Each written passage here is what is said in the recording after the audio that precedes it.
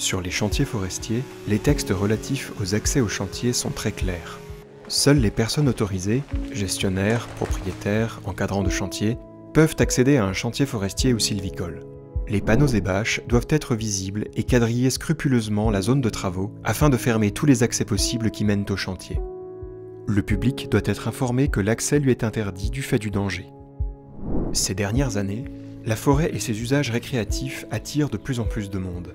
Course à pied, randonnée, cueillette de champignons, VTT, les usagers sont divers et nombreux et doivent cohabiter avec ceux qui gèrent et qui travaillent dans la forêt. Les accidents sur chantier, liés à des comportements à risque, se multiplient et la signalisation n'est pas systématiquement respectée. Des yeux novices peuvent croire que le danger est écarté, et ce, même en l'absence d'ouvriers, le week-end par exemple. Pourtant, le risque d'accident grave ou mortel suite à la pénétration sur un chantier forestier est bien réel et ne doit jamais être sous-estimé ou écarté.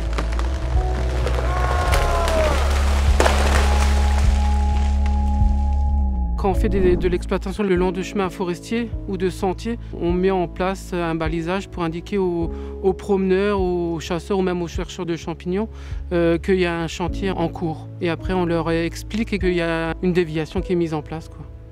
Malgré qu'on met le balisage, il y a des gens qui passent, quoi.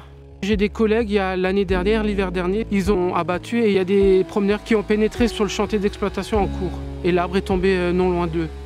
Donc on est toujours aux aguets et ça nous met quand même un stress en plus lors de nos missions, qui sont déjà des missions très dangereuses et techniques.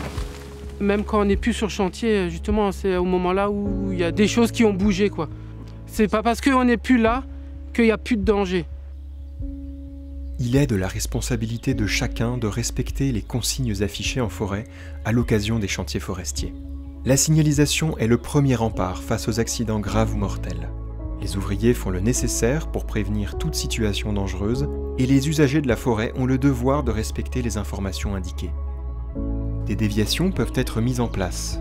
Les randonneurs peuvent se rapprocher des partenaires locaux, responsables des itinéraires de randonnée, qui pourront proposer des itinéraires bis afin de contourner les zones à risque.